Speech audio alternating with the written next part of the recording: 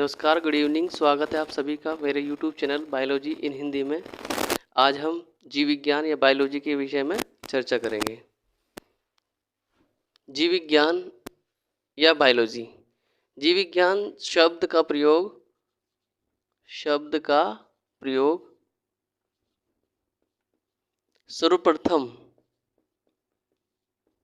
Lamarck एवं Treviranus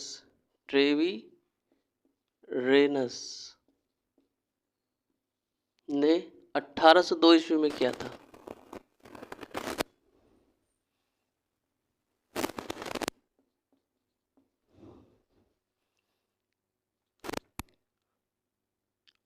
जीव विज्ञान के जो जनक हैं या फादर ऑफ द बायोलॉजी जो बोलते हैं, यह माना जाता है अरस्तु को।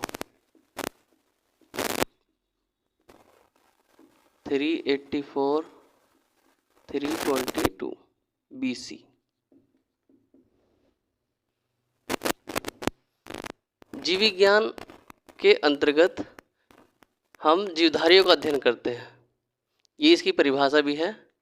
यानी विज्ञान की वह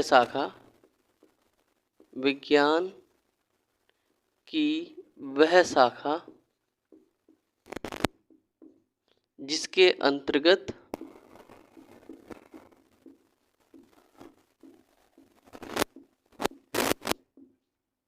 हम जीवधारियों का अध्ययन करते हैं।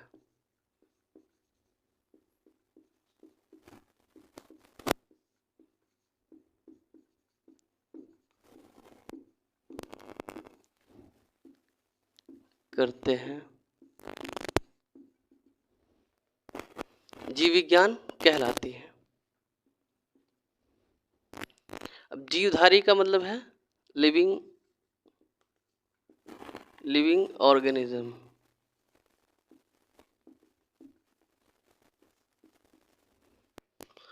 तो जो जीवधारी है वो मूल रूप से जीव जो है दो रूप में आपको मिलते हैं, सजीव और निर्जीव। सजीव जीव क्या होते हैं और निर्जीव क्या होते हैं, इस पर चर्चा करेंगे। सजीव जीव वे जीव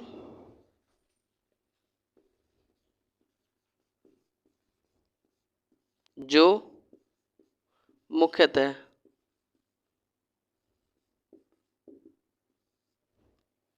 5 प्रकार के गुण दर्शाते हैं।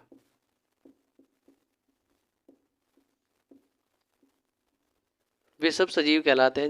नंबर 1,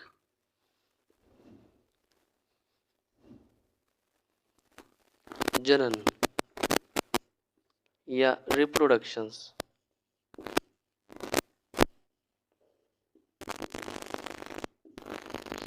सजीव जीव जो है उनके अंदर ये कैपेबिलिटी या ये क्षमता होती है कि वे अपने जैसा नया ऑर्गेनिज्म या जीव का निर्माण करते हैं। यानी कि अपने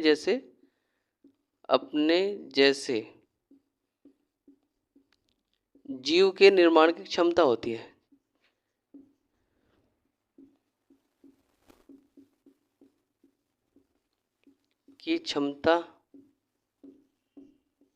दूसरा, पोषण।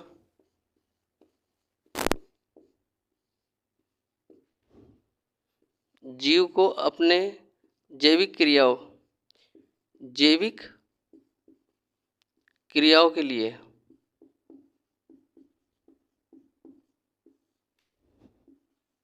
लिए पोषण की आवश्यकता होती है।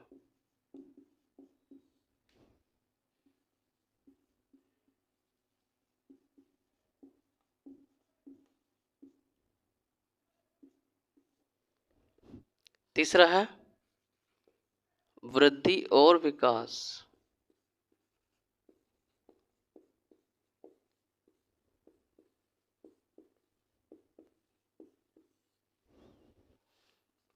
जीव के अंदर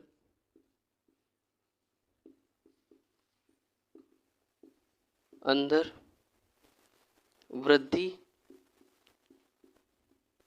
जैसे कि लंबाई में वृद्धि, या फिर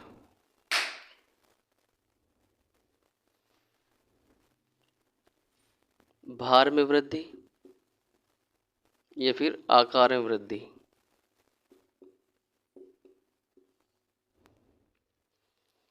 चौथा जो गुण जीवों के अंदर पाया जाता है वो है संवेदनशीलता।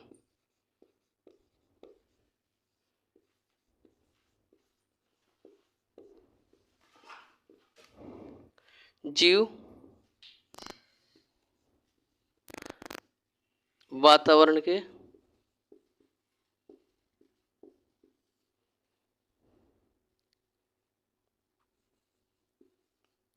उत्प्रेरकों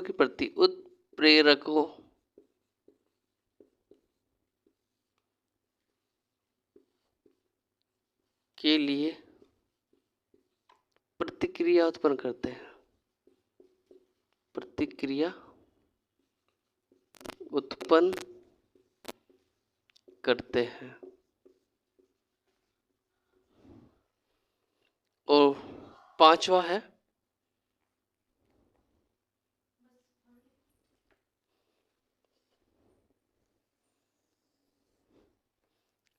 गुण जो सजीवों का होता है वो है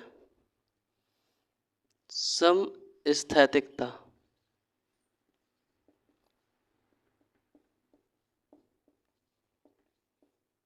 समस्थैतिकता का मतलब है, इसे हम इंग्लिश में बोलते हैं होम्योस्टेसिस।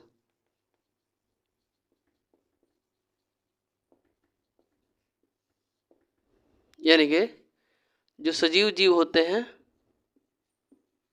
सजीव जीव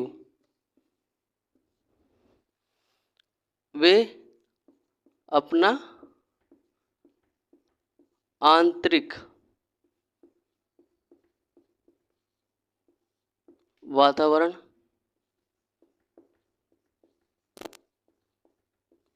एवं बाह्य वातावरण के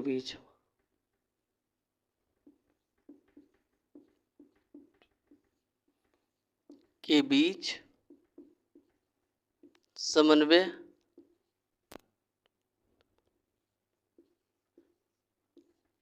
स्थापित करते हैं।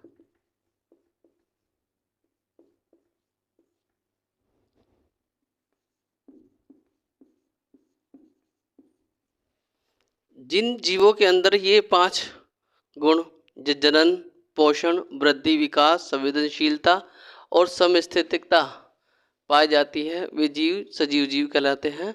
और जिन जीवों के अंतर्गत ये सब गुण नहीं पाए जाते, वे क्या है, निर्जीव जीव कहलाते हैं। अब इसके बाद हम शुरू करते हैं कि जो जीव है उसकी उत्पत्ति कैसे हुई है। जीव की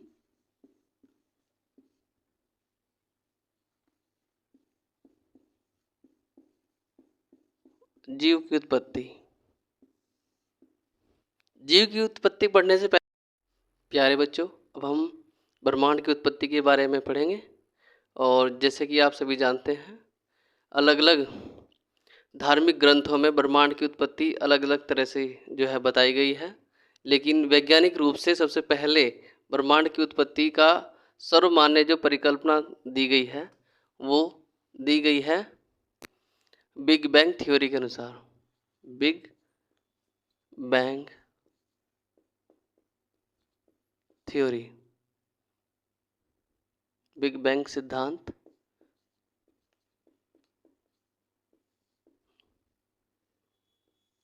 इस सिद्धांत का प्रतिपादन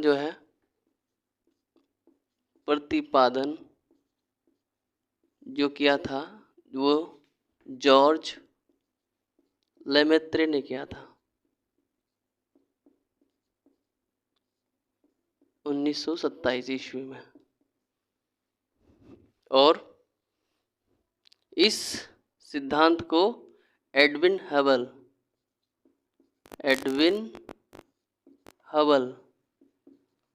ने भी स्वीकृति प्रदान की। और इसके साथ साथ जो उस समय के जितने भी साइंटिस्ट थे उन सब ने सब सर्वमान्य जो थ्योरी थी वो बिग बैंग सिद्धांत या महाविस्फोट सिद्धांत को ही, महाविस्फोट सिद्धांत भी कहते हैं इसे,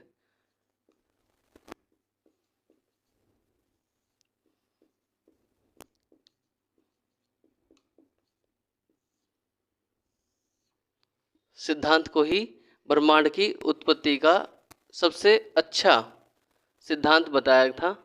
तो इसके अनुसार ब्रह्मांड की उत्पत्ति आज से 15 अरब वर्ष पहले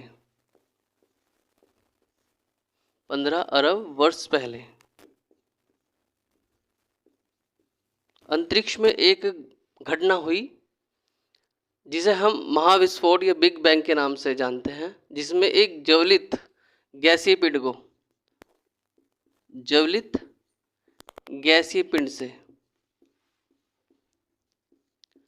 गैसीय पिंड में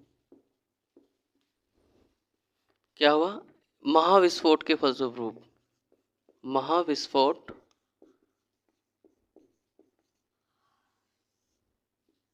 के फलस्वरूप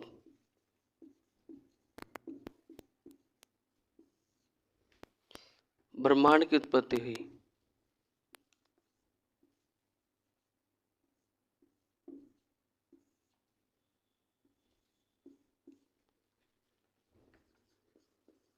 ब्रह्मांड की उत्पत्ति हुई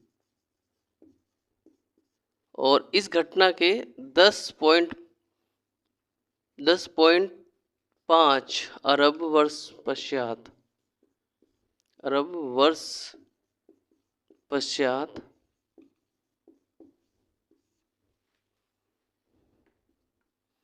एक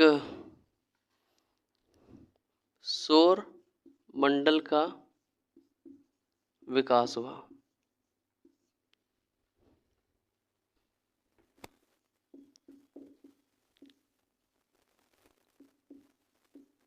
सौरमंडल के अंदर यानी कि ग्रह और उपग्रह आदि का निर्माण हुआ। ग्रह एवं उपग्रह आदि का निर्माण हुआ आज से 10.5 अरब वर्ष आज से लगभग 4.6 अरब वर्ष पहले।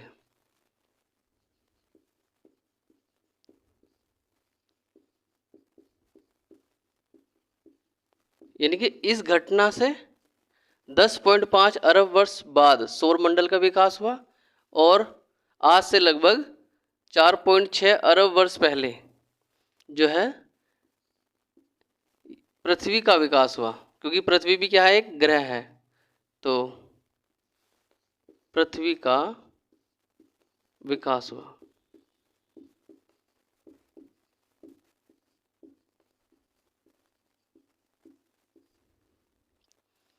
जब पृथ्वी का विकास हुआ उस समय जो पृथ्वी थी वो भी ज्वलित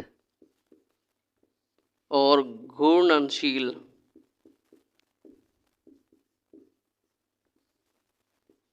गैसीय पिंड थी। गैसीय पिंड के रूप में जो है पृथ्वी का ओरिजिन या उसका निर्माण हुआ।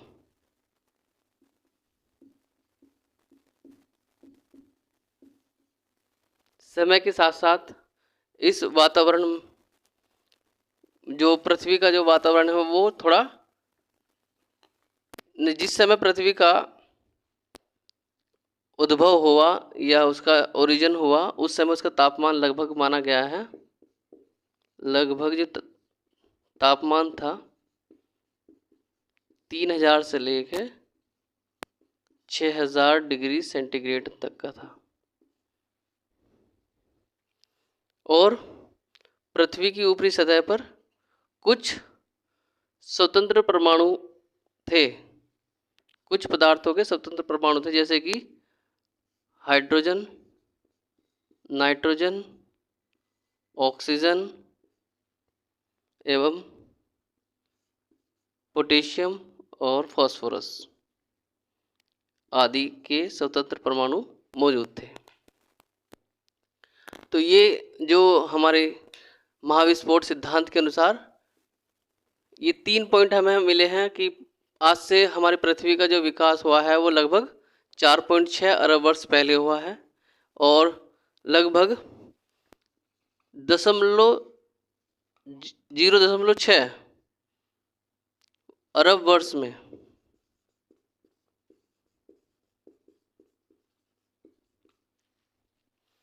पृथ्वी की ऊपरी सतह का निर्माण हुआ है। पृथ्वी की ऊपरी सतह यानी कि अर्थ